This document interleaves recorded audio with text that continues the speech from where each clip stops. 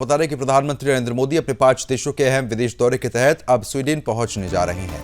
UAE और Netherlands की यात्रा के बाद आज पीएम मोदी स्वीडन के शहर आपको बता दें कि गोथेनबर्ग पहुंच चुके हैं। पिछले 8 वर्षों में ये प्रधानमंत्री की पहली स्वीडन यात्रा है। इससे पहले उन्होंने वर्ष 2018 में पहले इंडिया नॉर्डिक समिट के दौरान स्वीडन का दौरा किया था। ऐसे समय में ये यात्रा हो रही है जब भारत यूरोप के साथ अपने आर्थिक, तकनीकी और रणनीतिक रिश्तों को नई दिशा में देने की पूरी कोशिश कर रहा है। माना जा रहा है कि ये दौरा भारत और स्वीडन के बीच व्यापार, टेक्नोलॉजी, ग्रीन एनर्जी और रक्षा सहयोग को नई गति देगा। विदेश मंत्रालय के अनुसार प्रधानमंत्री मोदी स्वीडन के प्रधानमंत्री के साथ द्विपक्षीय बैठक करेंगे। इस दौरान दोनों नेताओं के बीच कई अहम वैश्विक और क्षेत्रीय मुद्दों पर चर्चा होगी।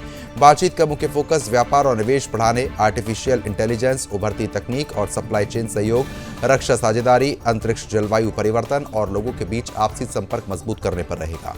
प्रधानमंत्री मोदी का यह दौरा इसलिए भी महत्वपूर्ण माना जा रहा है क्योंकि भारत और स्वीडन के आर्थिक संबंध लगातार मजबूत हो रहे हैं। दोनों देशों के बीच व्यापार का आंकड़ा 2025 में बढ़कर करीब 7.75 अरब डॉलर तक पहुंच गया है। वर्तमान में 280 से ज्यादा स्वीडिश कंपनियां भारत में सक्रिय हैं, जबकि 75 से अधिक भारतीय कंपनी स्वीडन में कारोबार कर रही हैं। दोनों देशों के बीच निवेश और औद्योगिक साझेदारी तेजी के साथ बढ़ी है। स्वीडन की बड़ी कंपनी भारत को यूरोप और एशिया के बीच एक बड़े निवेश केंद्र के रूप में देखती है, खासकर electric mobility, clean technology, smart manufacturing और डिजिटल इनोवेशन जैसे क्षेत्रों में दोनों देशों के बीच सहयोग बढ़ रहा है। यही वजह है कि PM Modi European round table for industry कार्यक्रम में भी शामिल होंगे, जहां बता दें कि यूरोप की बड़ी कंपनियों के सीईओ मौजूद रहेंगे। इस मंच पर प्रधानमंत्री मोदी के साथ यूरोप आयोग की अध्यक्ष लेयन भी शामिल हो सकती हैं। माना जा रहा है कि इस कार्यक्रम के जरिए भारत यूरोप के उद्योग जगत को निवेश और टेक्नोलॉजी सहयोग के नए अवसरों का संदेश देगा।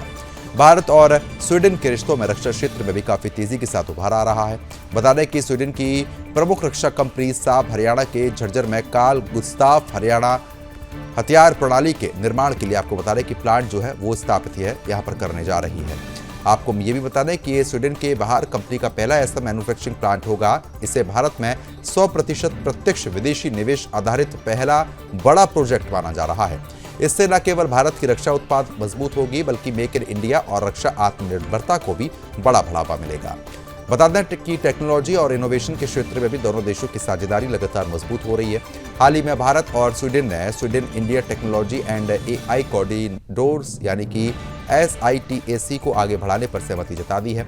इस पहल के तहत 6G technology, quantum computer, health care, lifeline और डिजिटल ट्रांसफॉर्मेशन जैसे क्षेत्रों में संयुक्त रिसर्च और निवेश को साफ तौर पर बढ़ावा मिलता हुआ नजर आएगा। देखने वाली बात यह होगी कि आने वाले समय में और क्या कुछ स्थिति बनती हुई साफ तौर पर देखने को मिलती है।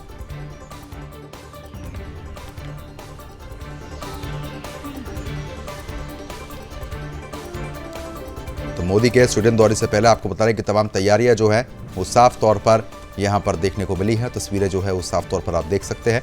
ट्रेड और टेक्नोलॉजी सहयोग को लेकर मजबूती देने का जो काम है वो यहां पर किया जाएगा।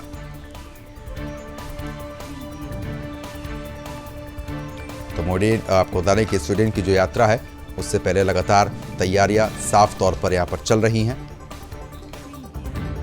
भागीदारी में भी बड़ा विस्तार पूरी तरीके से संभव है। अब देखिए, ग्राफिक्स के माध्यम से भी लगातार हम आपको बता रहे हैं प्रधानमंत्री मोदी का यह दौरा बेहद ज्यादा महत्वपूर्ण है। 8 साल बाद स्वीडन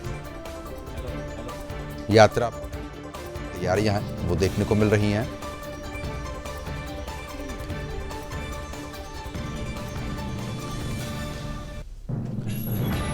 अब आगे बढ़ते हैं खबरों में। दुनिया की 2 सबसे बड़ी ताकतें हैं। एक तरफ अमेरिका, जिसे विश्व का सबसे शक्तिशाली देश माना जाता है, और दूसरी तरफ चीन, जो तेजी के साथ सुपर पावर बनने की दौड़ में आगे बढ़ रहा है। लेकिन जब अमेरिकी राष्ट्रपति ट्रंप अपनी 2 दिवसीय चीन यात्रा खत्म कर बीजिंग से लौटे तो एक ऐसा दृश्य देखने को मिला जिसने पूरी दुनिया को चौंका दिया। एयरफोर्स 1 के पास रखे गए कूड़ेदान में अमेरिकी प्रतिनिधिमंडल चीन से मिले सारे गिफ्ट्स फेंकता नजर आया। नकली फोन, बैज, प्रेस पास, स्मृति चिन्ह और यहां तक कि आपको बता दें कि छोटे छोटे उपहार भी विमान में नहीं ले जाए गए। सवाल उठने लगे कि आखिर दुनिया का सबसे ताकतवर देश चीन से इतना क्यों डर गया है। आखिर ऐसी क्या आशंका था कि अमेरिकी राष्ट्रपति और उनकी टीम चीन से मिली हर चीज वहीं छोड़कर लौट गई है। दरअसल इसके पीछे छिपी है दुनिया की सबसे खतरनाक जासूसी जंग। अमेरिका और चीन के बीच केवल व्यापार युद्ध या सैन्य प्रतिस्पर्धा ही नहीं चल रही, बल्कि साइबर जासूसी और टेक्नोलॉजी की अदृश्य लड़ाई भी चरम पर है। यही वजह है कि ट्रंप और उनका पूरा प्रतिनिधिमंडल चीन में हर कदम बेहद सतर्कता के साथ उठाता है। ट्रंप इस दौरे पर बड़ी उम्मीदों के साथ चीन पहुंचे थे। उनका मकसद था व्यापारिक समझौते को मजबूत करना, दुर्लभ खनिजों की सप्लाई को लेकर ठोस डील करना और अमेरिका चीन रिश्तों में नया संतुलन बनाना। बीजिंग में ट्रंप और चीन राष्ट्रपति शी जिनपिंग के बीच कई दौरे की बातचीत हुई। दोनों नेताओं ने व्यापार, टेक्नोलॉजी, इंडो पैसिफिक रणनीति और वैश्विक तनाव जैसे मुद्दों पर चर्चा की। हालांकि यात्रा के दौरान सोयाबीन और बोइंग विमानों से जुड़े कुछ समझौते जरूर हुए, लेकिन ट्रंप वह बड़ी सफलता हासिल नहीं कर पाए जिसकी उम्मीद लगातार की जा रही थी। बता दें कि लेकिन असली चर्चा उन समझौतों की नहीं बल्कि चीन छोड़ते वक्त अमेरिकी प्रतिनिधिमंडल के व्यवहार की होने लगी। जब ट्रंप का एयरफोर्स 1 रवाना होने वाला था, तब व्हाइट हाउस स्टाफ, अमेरिकी अधिकारी और पत्रकार चीन से मिले गिफ्ट्स को इकट्ठा कर विमान के नीचे रखे कूड़ेदान में फेंकने लगे। ये सब खुलेआम हुआ और तस्वीरें दुनिया भर में वायरल हो गई। न्यूयॉर्क पोस्ट ने बताया कि अमेरिकी कर्मचारियों ने चीनी अधिकारियों द्वारा दिए गए सभी सामान, बर्नर फोन, पहचान पत्र, पिन, प्रेस निमंत्रण और अन्य वस्तु विमान में ले जाने से पहले फेंक दिए। वजह सिर्फ एक थी, जासूसी का डर। दरअसल अमेरिका लंबे समय से चीन पर साइबर जासूसी और डिजिटल निगरानी के आरोप लगा रहा है। वॉशिंगटन का मानना है कि चीन इलेक्ट्रॉनिक उपकरण, मोबाइल नेटवर्क, चिप्स, यहां तक कि छोटे छोटे इलेक्ट्रॉनिक गिफ्ट्स के जरिए भी संवेदनशील जानकारी हासिल करने की कोशिश कर सकता है। यही कारण है कि अमेरिकी प्रतिनिधिमंडल चीन में अपने निजी फोन और लैपटॉप तक लेकर नहीं गया था। बताया जा रहा है कि ट्रंप, एलॉन मस्क और सीईओ जेनेस और दूसरे अधिकारियों ने यात्रा से पहले अपने निजी इलेक्ट्रॉनिक डिवाइस अमेरिका में ही छोड़ दिए थे। चीन में उन्होंने केवल अस्थायी बर्नर फोन का इस्तेमाल किया, जिन्हें वापसी के समय वहीं छोड़ दिया गया। ये घटना सिर्फ सुरक्षा प्रोटोकॉल नहीं बल्कि अमेरिका और चीन के बीच गहराते अविश्वास की सबसे बड़ी तस्वीर साफ तौर पर मानी जा रही है।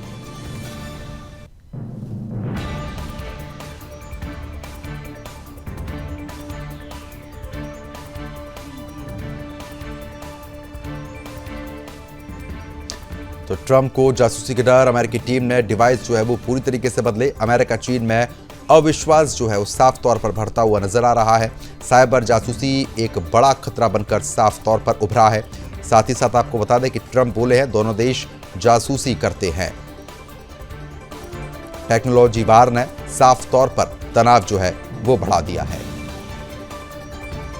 मिडल ईस्ट में एक बार फिर युद्ध के बादल मंडराने लगे हैं। अमेरिका के राष्ट्रपति ट्रंप के चीन दौरे से लौटते ही ईरान को लेकर वॉशिंगटन में हलचल तेज हो गई है।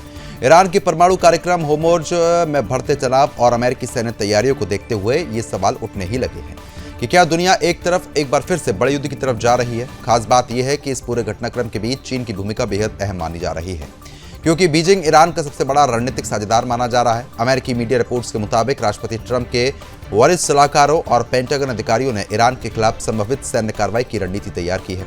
बताया जा रहा है कि ऑपरेशन एपिक फ्यूरी नाम की सैन्य योजना को फिर से सक्रिय करने पर विचार किया जा रहा है। पिछले महीने युद्ध विराम लागू होने के बाद इस ऑपरेशन को रोक दिया गया था, लेकिन अब स्थिति बदलता देख अमेरिकी रक्षा प्रतिष्ठानों का मानना है कि यदि कूटनीतिक प्रयास पूरी तरीके से विफल हो जाते हैं और ईरान अपने परमाणु कार्यक्रम को रोकने के लिए तैयार नहीं होता, तो अमेरिका सीमित या बड़े सैन्य हमले की राह चुन सकता है। हालांकि अभी तक राष्ट्रपति ट्रंप ने अंतिम फैसले नहीं दिए हैं। चीन दौरे से लौटते समय एयरफोर्स 1 में पत्रकारों से बातचीत में उन्होंने ईरान के हालिया शांति प्रस्ताव को लगभग खारिज कर दिया था। ट्रंप ने यह कहा है कि अगर प्रस्ताव की पहली लाइन ही उन्हें पसंद नहीं आती तो वे उन्हें तुरंत खारिज कर देते हैं। उनके इस बयान को अमेरिका के सख्त रुख के तौर पर देखा जा रहा है। ट्रंप ने यह भी स्वीकार किया है कि चीन के राष्ट्रपति जिनपिंग के साथ उनकी बैठकों में ईरान का मुद्दा प्रमुखता से उठा। हालांकि उन्होंने ये साफ किया है कि उन्होंने चीन से ईरान पर दबाव बनाने का कोई औपचारिक अनुरोध नहीं किया। इसके बावजूद माना जा रहा है कि अमेरिका चाहता है कि चीन पर्दे के पीछे ईरान के नरम रुख अपनाने के लिए तैयार करे।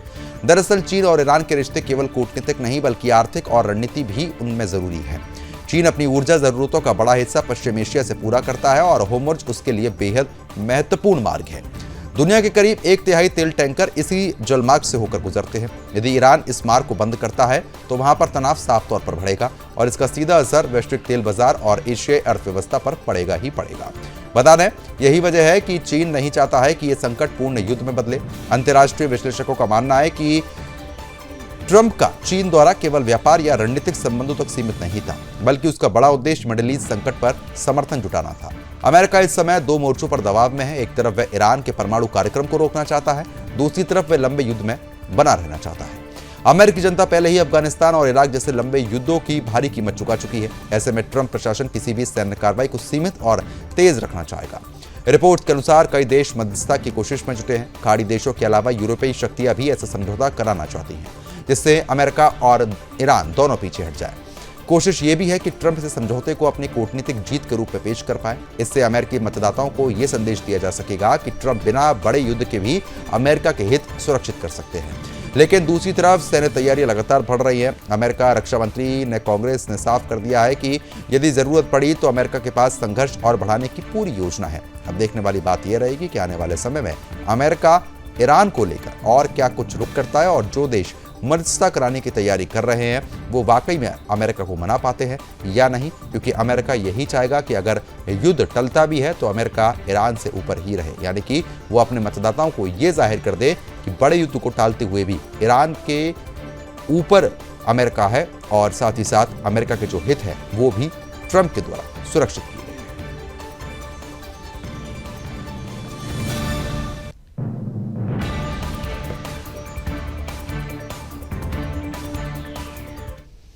अमेरिका और चीन के बीच जारी रणनीतिक प्रतिस्पर्धा के बीच ताइवान एक बार फिर वैश्विक राजनीति का सबसे बड़ा केंद्र बन गया है। अमेरिकी राष्ट्रपति ट्रंप के हालिया चीन दौरे के बाद अब ताइवान को लेकर दिया गया उनका बयान दुनिया भर में चर्चा का विषय है।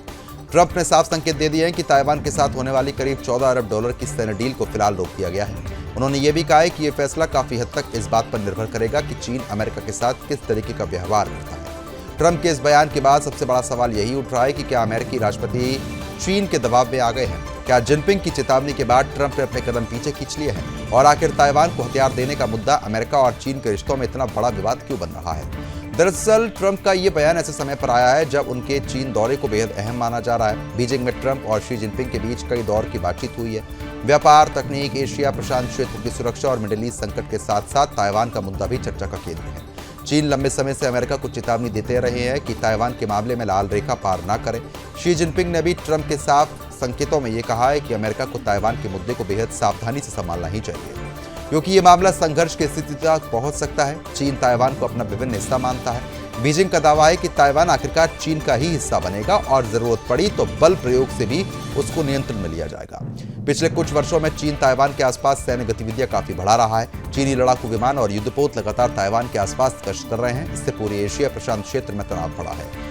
दूसरी तरफ अमेरिका की स्थिति थोड़ी जटिल है। अमेरिका आधिकारिक तौर पर वन चाइना पॉलिसी को मानता है, यानी वह ताइवान को एक अलग देश के रूप में मान्यता नहीं देता। लेकिन इसके बावजूद अमेरिका दशकों तक ताइवान का सबसे बड़ा सुरक्षा साझेदार और हथियार सप्लायर बना हुआ है। अमेरिकी कानून के साथ वॉशिंगटन ताइवान को आत्मरक्षा के लिए जरूरी सैन्य सहायता देने के लिए बाध्य है। यही वजह है कि हर अमेरिकी प्रशासन ने किसी न किसी रूप में ताइवान को हथियार दिए हैं। अब ट्रंप द्वारा इस डील को रोकना इसलिए बड़ा माना जा रहा है क्योंकि इसमें अत्याधुनिक मिसाइल सिस्टम, एयर डिफेंस तकनीक और नौसैनिक रक्षा उपकरण शामिल बताए जा रहे हैं। अब देखना यह होगा कि अमेरिका की तरफ से इस पूरे मामले पर और क्या कुछ प्रतिक्रियाएं आने वाले समय में सामने आती हैं, क्योंकि फिलहाल चीन कहीं ना कहीं ये दबाव बनाने की कोशिश कर रहा है कि साफ तौर पर ताइवान को कोई भी सैन्य मदद नहीं दी जाए। लेकिन अब इस पर अमेरिका का क्या रुख होता है, ये आने वाले कुछ दिनों में और साफ होता हुआ नजर आएगा।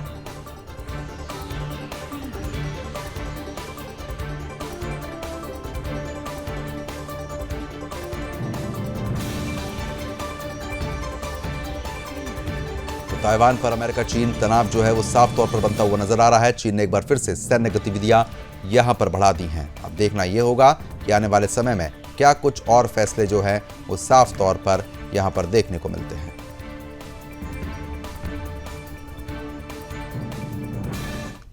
आगे बढ़ेंगे। रूस और यूक्रेन के बीच जारी युद्ध एक बार फिर बेहद खतरनाक मोड़ पर पहुंच गया है। एक तरफ मिडिल ईस्ट में बढ़ते तनाव ने पूरी दुनिया की चिंता बढ़ा रखी है, तो वहीं दूसरी तरफ यूरोप में रूस यूक्रेन युद्ध लगातार और विनाशकारी हो रहा है। कई सालों से जारी इस जंग ने अब तक हजारों लोगों की जान ले ली है, करोड़ों लोगों को प्रभावित किया है और वैश्विक राजनीति से लेकर अर्थव्यवस्था तक पर गहरा असर डाला है। इसी बीच यूक्रेन ने रूस पर अब तक की सबसे बड़े ड्रोन हमलों में से एक को अंजाम देकर युद्ध को नए स्तर पर पहुंचा दिया। रूस के अधिकारियों के मुताबिक यूक्रेन ने रात भर चले इस बड़े हमले में 500 से ज्यादा ड्रोन का इस्तेमाल किया। इन हमलों का मुख्य निशाना मॉस्को और उसके आसपास के इलाके रहे। रूसी रक्षा मंत्रालय ने दावा किया है कि उनकी एयर डिफेंस प्रणाली ने 556 यूक्रेनी ड्रोन मार गिराए, लेकिन इसके बावजूद कई ड्रोन अपने लक्ष्य तक पहुंचने में सफल रहे। रूसी अधिकारियों ने पिछले एक साल में मॉस्को क्षेत्र पर हुए सबसे बड़ा हमला इसको बताया। इस हमले में कम से कम 4 लोगों की मौत हुई, जबकि कई अन्य लोग घायल बताए गए। मॉस्को क्षेत्र के गवर्नर ने यह कहा कि एक ड्रोन सीधे एक निजी मकान से टकराया, जिसमें एक महिला की मौत हुई। उन्होंने बताया कि कई घंटों तक बचाव अभियान चलाया गया और मलबे में फंसे लोगों को निकालने की कोशिश हुई। इसके अलावा बताने कि क्षेत्र में एक व्यक्ति की जान गई है, इसकी खबरें सामने आ रही हैं। हमला सुबह करीब 3 बजे शुरू हुआ था और कई घंटों तक जारी रहा। मॉस्को समेत पश्चिमी रूस के कई इलाकों में लगातार धमाकों की आवाज सुनाई देती रही। सोशल मीडिया पर वायरल हुए वीडियो में कई जगह आग की लपटें और धुएं के गुबार दिखाई दे रहे। रूसी एयर डिफेंस यूनिट पूरी तरीके से ड्रोन को रोकने की कोशिश करती रही। अधिकारियों के अनुसार कई रिहायशी इमारतों और बुनियादी ढांचों को नुकसान पहुंचाने की कोशिश यहां पर हुई। हालांकि यूक्रेन ने आधिकारिक तौर पर इस हमले की पूरी जिम्मेदारी नहीं ली है, लेकिन माना यही जा रहा है कि यह हमला जो है इसी वजह से हुआ है और इसमें अब तक 24 लोगों की जान जो है जा चुकी है। ये आंकड़ा स्वाभाविक है कि आने वाले समय में बढ़ सकता है। बता दें कि ड्रोन जिस तरीके से लगातार और अचानक से अटैक करने पहुंचे, जिसकी वजह से संभलने का मौका नहीं मिला। ड्रोन को रोकने की कोशिश यहां पर पूरी तरीके से की गई थी, लेकिन उसमें भी सफलता हासिल नहीं हुई। यानी कि रूस ने 556 ड्रोन जिस तरीके से भेजे, उसके बाद यूक्रेन का हाल जो है वो बेहाल होता हुआ नजर आया और सबसे बड़ा ड्रोनी हमला जो है वो इसको बताया गया है। यानी कि अधिक मात्रा में ड्रोन एक साथ सुबह के समय भेजे गए हैं, जिसकी वजह से किसी को भी उम्मीद नहीं थी कि रूस इतने बड़े पैमाने पर अचानक से ड्रोन सिस्टम भेजेगा। देखना यह होगा कि जंग किस नए मुहाने पर आ खड़ी होती है।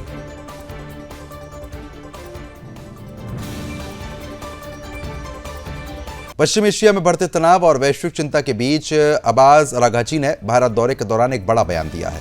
नई दिल्ली में प्रेस कॉन्फ्रेंस को संबोधित करते हुए ईरानी विदेश मंत्री ने कहा कि ईरान कभी परमाणु हथियार नहीं चाहता था और मौजूदा संकट का कोई सैन्य समाधान संभव नहीं है। उन्होंने साफ कर दिया है कि बातचीत और कूटनीति ही इस संकट से निकलने का एकमात्र रास्ता है। साथ ही उन्होंने होर्मुज़ की स्थिति को बेहद जटिल बताते हुए कहा कि ईरान सभी जहाजों की सुरक्षित आवाजाही सुनिश्चित करने के लिए तैयार है। अराघची का यह बयान ऐसे समय पर आया है जब मिडिल ईस्ट में ईरान, अमेरिका और इजरायल को लेकर तनाव लगातार बढ़ा है। वैश्विक तेल बाजार और समुद्री व्यापार भी इसका असर साफ तौर पर झेल रहा है। खासतौर पर स्ट्रेट ऑफ हॉर्मुज़ को लेकर दुनिया की चिंता बढ़ गई है, क्योंकि यह दुनिया के सबसे महत्वपूर्ण तेल व्यापार मार्गों में से एक माना जाता है। ईरानी विदेश मंत्री ने कहा है कि होर्मुज़ की स्थिति फिलहाल काफी संवेदनशील है और जटिल बनी हुई है, लेकिन ईरान कोशिश कर रहा है कि जहाजों की आवाजाही सुरक्षित बनी रहे। उन्होंने कहा कि हम होर्मुज़ से गुजरने वाले सभी जहाजों को सुरक्षित निकालने में मदद करने के लिए तैयार हैं। जैसे ही आक्रामक गतिविधियां पूरी तरीके से समाप्त होंगी, स्थिति सामान्य हो जाएगी। अराघची ने इस दौरान चीन की भूमिका का भी जिक्र किया। उन्होंने कहा कि होर्मुज़ की स्थिति को बेहतर बनाने के लिए चीन जो कदम उठाएगा, ईरान उसका स्वागत करेगा। ये बयान इसलिए भी अहम माना जा रहा है क्योंकि चीन ईरान का बड़ा आर्थिक साझेदार है और ईरानी तेल का प्रमुख खरीदार भी है। चीन लगातार मिडिल ईस्ट में तनाव कम करने और बातचीत के जरिए समाधान निकालने की बात करता है। नई दिल्ली में आयोजित प्रेस कॉन्फ्रेंस के दौरान अराघची ने भारत की भूमिका को भी बेहद महत्वपूर्ण बताया है। उन्होंने कहा कि ईरान पश्चिम एशिया संकट को लेकर भारत की किसी भी रचनात्मक भूमिका का स्वागत करेगा। उनके मुताबिक भारत और ईरान के हित में क्षेत्र में काफी हद तक समान है। दोनों देशों की चिंताएं भी एक जैसी हैं। ईरानी विदेश मंत्री ने बताया कि उन्होंने प्रधानमंत्री नरेंद्र मोदी के साथ लेकिन सकारात्मक बातचीत की है, जबकि विदेश मंत्री एस जयशंकर के साथ लंबी और विस्तार से बातचीत हुई है। उन्होंने कहा कि दोनों देशों के बीच होर्मुज़, फारस की खाड़ी क्षेत्र और पश्चिम एशिया की स्थिति लगभग महत्वपूर्ण मुद्दों पर चर्चा की गई है। फिलहाल अब देखने वाली बात यह होगी कि इन बातों का नतीजा किस पैमाने पर निकलता है और आने वाले दिनों में और क्या कुछ समाधान की जो उम्मीद है वो जगती हुई नजर आती है।